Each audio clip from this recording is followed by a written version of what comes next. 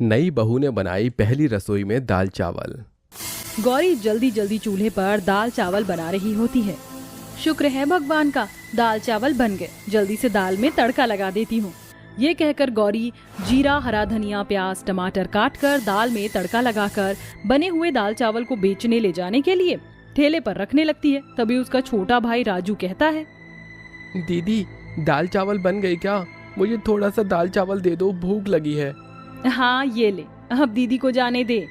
फिर गौरी फुटपाथ पर आकर अपने दाल चावल का ठेला लगा लेती है। तभी सड़क से गुजर रहा सुमित नाम का एक लड़का उसके पास आता है।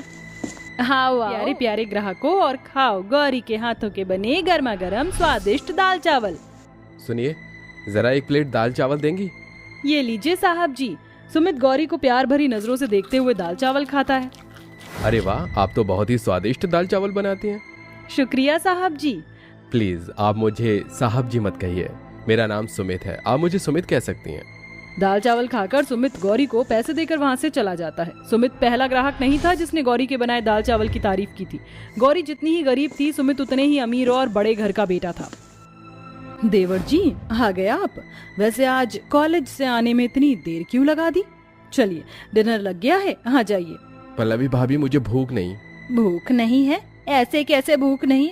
अरे रात के 8 बज रहे हैं, डिनर का टाइम हो चला है। बाहर कुछ खाया था तूने? वो माँ, रास्ते में घर आते वक्त मैंने ठेले से खरीद कर दाल चावल खाया था। देवर जी, ठेले वाले पता नहीं कैसे सस्ते ग्रोसरी के सामान का इस्तेमाल करते हैं और कितनी गंदगी में खाना बनाते हैं। राजरानी की बहू पल्लवी बहुत ही अमीर और पैसे वाले घर से थी, इसलिए वह स्वभाव से बहुत ही घमंडी और अपने आगे गरीबों को कुछ नहीं समझती थी। सुमित गौरी को देखने के बहाने उसके ठेले पर आकर दाल चावल खाता। गौरी भी मन ही मन सुमित को चाहने लगी थी, मगर अपनी गरीबी को सोचकर वो रुक जाती। गौरी, तुमसे एक बात पूछूं?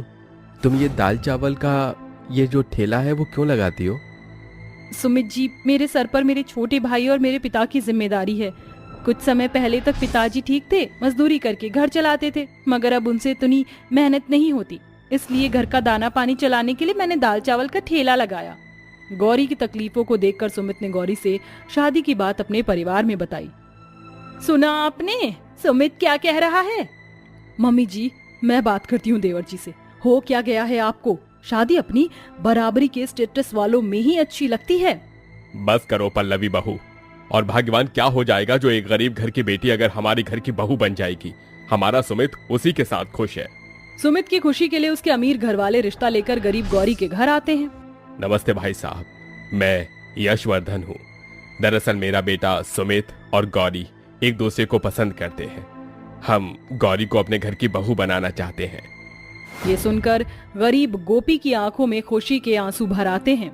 अरे ये तो मेरी खुशकिस्मती है जो मुझ जैसे गरीब की बेटी का रिश्ता इतने बड़े अमीर घर में होने जा रहा है। मुझे ये रिश्ता मंजूर है। मेरी होने वाली देवरानी जी, तुम्हारी तो लॉटरी लग गई, इतने बड़े घर की बहू जो बनने जा रही हो, वरना तो किसी गरीब रमेश टाइप से ही शादी होती। गौरी पल्लवी की बातों को सुनकर सह जाती है और गोपी के गरीब होने के कारण साधारण तरीके से सुमित और गौरी की शादी हो जाती है और गौरी अपने ससुराल आ जाती है। अरे कितने सपने देखे थे मैंने अपने सुमित की शादी को लेकर, मगर बहू के पिता ने तो बेइज्जती कर दी। ना कोई महंगा बैंक्वेट हॉल बुक किया और ना ही कोई अच्छा इंतजाम किया। ऐसी गरीबों वाली सस्ती शादी तो मैंने पहली बार देखी है। ओहो मम्मी जी, अब सोचने का क्या फायदा, शादी तो हो गई। वैसे देवरानी जी, तुमने तो अपनी जिंदगी में इतना महंगा लहंगा पहली बार पहना होगा ना, क्योंकि अब तक तो गरीबी के कारण फुटपाथ पर बिकने वाले सस्ते कपड़े पहनने की ही आदत होगी। पल्लवी बातों ही बातों में गौरी को गरीबी का फिर से मजाक बनाती है, जिस कारण गौरी की आंखें छल छला जाती हैं। जिसके बाद राजरानी अपनी गरीब बहू का गृह प्रवेश कराती है।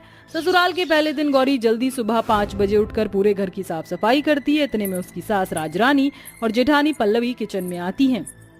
प्रणाम माँ जी। हाँ हाँ ठीक है ठीक है, आज तेरा ससुराल में पहला दिन है और पहली रसोई भी, इसीलिए घर पर 21 पंडित आने वाले हैं, इसीलिए तू उनके लिए अपनी पहली रसोई में अच्छा अच्छा खाना बनाना जिसे खाकर पंडित खुश हो जाएं। जी अच्छा माँ जी। ये कहकर पल्लवी और राजरानी किचन से चले जाते हैं। समझ में नहीं आ रहा कि अपनी पहली रसोई में ऐसा क्या बनाऊं जो कि मेरे ससुराल वाले भी खा लें और घर पर आने वाले पंडित जी भी। एक काम करती हूँ, दाल चावल बना लेती हूँ और मीठे में साबूदाने की खीर बना लूंगी और थोड़े से लड्डू भी। हाँ यही ठीक रहेगा। ऐसा कहकर गौरी सबसे पहले साबूदाने की खीर बना लेती है और फिर जल्दी से लड्डू और दाल चावल भी बना लेती है। इतने में सारे पंडित घर पर आ जाते हैं और गौरी सभी को अपनी पहली रसोई में बनाया हुआ दाल चावल पत्तल में उनके सामने परोसती है, जिसे देखकर गौरी की अमीर सास और जेठानी उसे अलग ले जाकर कहती हैं, ये सब क्या है गौरी बहू, मैंने तुझे तेरी पहली रसोई में क्या बनाने को कहा और तूने क्या बनाया है? ये दाल चावल, ये भी कोई खाने की चीज है? मम्मी जी, मुझे तो पहले ही लगा था कि मेरी ये गरीब देवरानी कोई ना कोई गलती, कोई ना कोई गड़बड़ जरूर करेगी। और देखिए वही हो गया। अरे हमारे घर में राशन की कमी नहीं है, तुमने पंडित जी के लिए ये सादा सा दाल चावल बनाया है, और दाल चावल बनाए तो बनाए साथ में उसे पत्तल में परोसा है। किचन में प्लेट की कमी पड़ गई थी क्या? कहीं तुम हमारे परिवार की बेइज्जती तो नहीं कराना चाहती?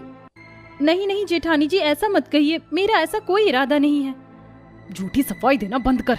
अरे मेरी गलती, जो मैंने अपने बेटे की खुशी के लिए तो जैसी गरीब से उसकी शादी करा दी। पल्लवी बहू, तू मेरे साथ किचन में चल।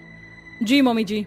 पल्लवी और राजरानी दोनों साथ मिलकर किचन में आकर छोले, पूरी, रायता, दाल मखनी, कढ़ाई पनीर और मीठे में बाहर से शाही टुकड़ा जैसे महंगे मिठाई मंगाती हैं और फिर पल्लवी और राजरानी सभी पंडितों को अपना बनाया खाना चांदी के प्लेट्स में परोसती हैं।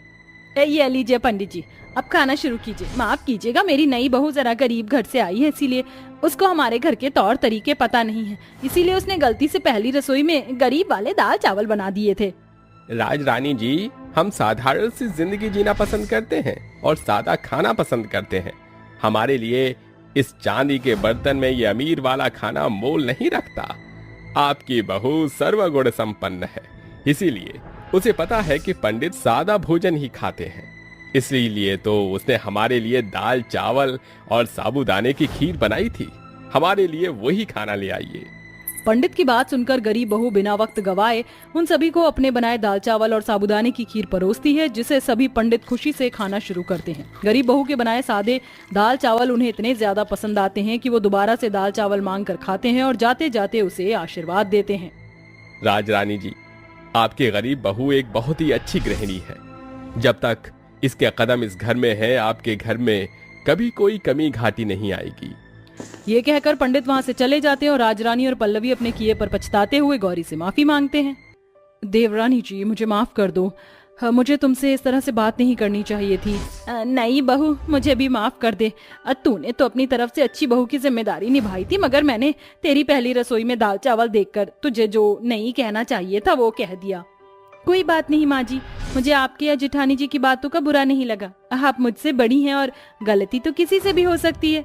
उस दिन के बाद से पल्लवी पैसों का घमंड करना छोड़ देती है। वहीं राजरानी भी गरीब घर से आई गौरी को अपनी अमीर बहू पल्लवी के जैसे प्यार करने लगती है।